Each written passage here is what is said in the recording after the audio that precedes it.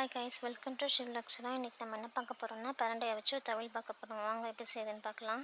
பரண்டையை clean பண்ணுறதுக்கு கையில் எண்ணெய் இல்லைனா க்ளவுஸ் போட்டுக்கோங்க.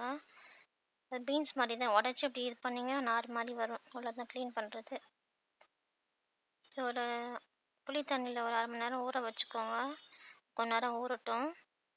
ஒரு பேன் வச்சு ஆயில் ஊற்றிக்கோங்க. இல்லை 2 டேபிள் ஸ்பூன் உளுந்து போட்டுக்கலாம். நல்லா ப்ரௌனாக கலர் வர வரைக்கும் ஃப்ரை பண்ணுங்கள்.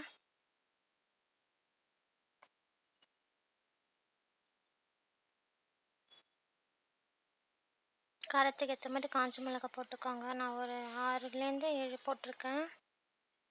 கொஞ்சம் ஒரு துண்டு இஞ்சி, 10 பல் பூண்டு, 10 சின்ன வெங்காயம் எல்லாத்தையும் போட்டு நல்லா ஃப்ரை பண்ணி எடுத்துக்கலாம். நெல்லிக்காய் சைஸ் அளவு கொஞ்சம் புளியும் போட்டுக்கோங்க.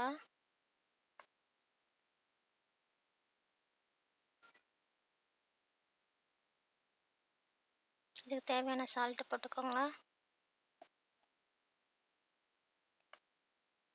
நல்லா ஓரளவுக்கு வதங்கிருச்சு. இது மிக்ஸி ஜாருக்கு மாற்றிக்கலாம். அதே பேனில் ஒரு டேபிள் ஸ்பூன் ஆயில் போட்டு நம்ம ஊற வச்சோம்ல புளி தண்ணியில் பிரண்டை, அதை நார்மல் வாட்டரில் வாஷ் பண்ணி இதில் போட்டு நல்லா வதக்கிக்கலாம்.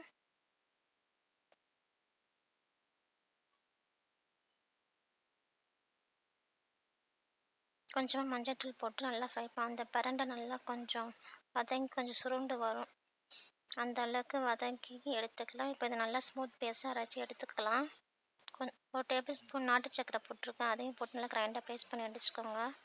இப்போ தாளிச்சிக்கலாம். 2 டேபிள் ஸ்பூன் நல்லெண்ணெய், கடுகு போட்டு அரைச்ச பிரண்டை துவையல் போட்டு நல்லா எண்ணெய் சுருண்டு வர வரைக்கும் வதக்கி எடுக்க வேண்டியதுதான்.